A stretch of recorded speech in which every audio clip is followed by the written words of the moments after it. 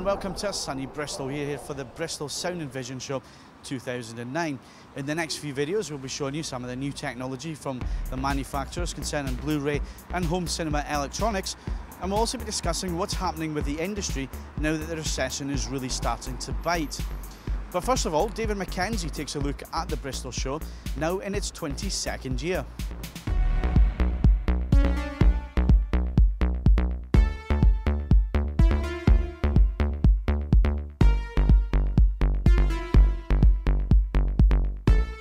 This year's show has attracted around 165 brands and exhibitors, which is fairly consistent with shows in the past. And although the name of the show is the Bristol Sound and Vision Show, fans of either camp generally argue that the show is biased one way. Now, there are notable exceptions from this year's show from the video side, so is this the case? Is the show biased towards audio? We caught up with show organizer Jerry Lewin to find out. Well, it started out as a two-channel hi-fi show, and as AV has become progressively more important and convergence is happening, it's converged. So I suppose it's probably 50-50 these days, but there remains a lot of two-channel, which is where a lot of people's hearts lie. I'm kind of more of an AV guy myself, so I love all those projectors and screens, but I was very much a two-channel enthusiast, so we love all those bedrooms full of interesting two-channel stuff. Well, with that said, I mean, there is a notable absence of the likes of Sony and Toshiba and Samsung here showing their equipment. Is there any reason for that? Well, I think we'd have to say that one of the factors of a hotel show is that we have to work with the bedrooms and the accommodation that we've got. So there's a very limited number of large rooms, and I think it comes down to the fact that these big companies don't want to exhibit on the same level as everybody else. They want to be bigger and better than everybody else, and there isn't any way to do it here. So if that's their attitude, then I'm afraid they're going to have to go somewhere else. I don't, to be honest, don't really care. I don't find vast Japanese conglomerates desperately interesting. You can go to Curry's and see all the stuff. Why would you want to come here? You come here to see stuff that you can't see everywhere, and this is a fantastic opportunity to see virtually everything that's made in this industry. If Panasonic and Toshiba don't want to come, then that's their loss, but they could take a bedroom and show their stuff anytime they wanted to, but it's down to them. Well, I noticed the show is 22 years old, actually, same age as me. How has it changed from the very beginning? It's basically just got bigger. Very little has changed, actually. My background was with shows. I'd run 3 or 4 different ones before starting this, and when my colleagues and I decided to do the show, we set it up in a particular way. Nothing whatsoever has ever changed, really.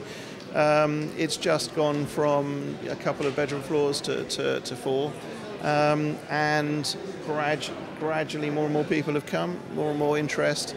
Now with you guys on the internet, it's sort of spread far and wide.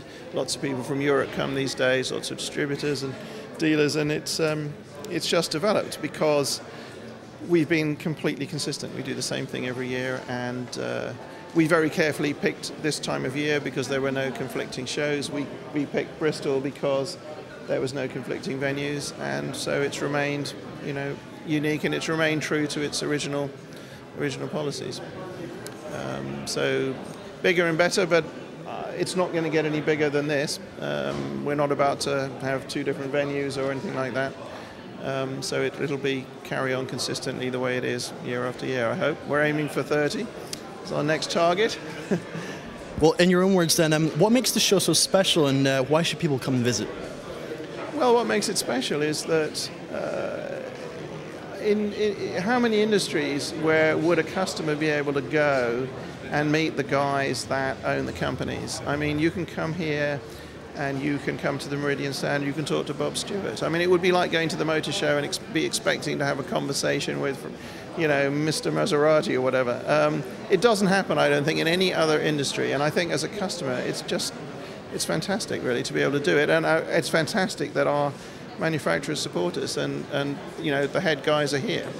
You know, I can remember years ago I went to the ski show as a customer, thinking that I'd be able to talk to the guys from the Salomon factory or whatever, and it was just retailers. There was, you know, I might as well have gone to the local shopping centre, to be honest. But here you can speak to the guys who actually make the stuff, and it's a fantastic opportunity. And I don't think it happens in very many industries.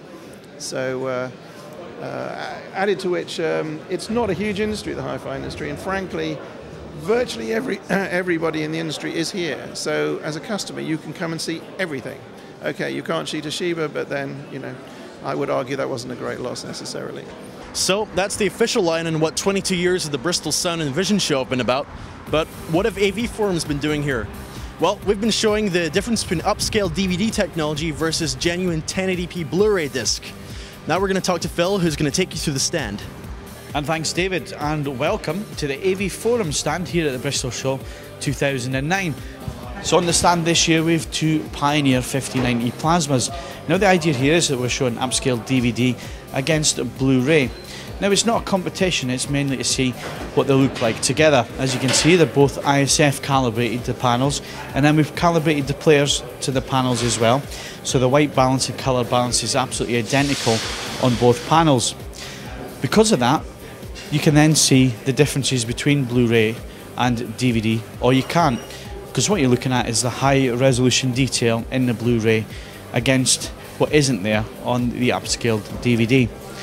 On the stand we're also using the Toshiba XDE 500 player against an LX71 from Pioneer. Now the main point of the stand is to point out these differences to you, but also that if you're going to spend this type of money on a screen, or any quality screen, then it really needs to be calibrated. And we will be taking visitors to the stand through what it will take to have their plasmas calibrated and the differences between the calibrated settings and the settings out of the box. So that's what we're showing at this year's Bristol Sound and Vision Show 2009. Be sure to tune in to our next video coming very soon.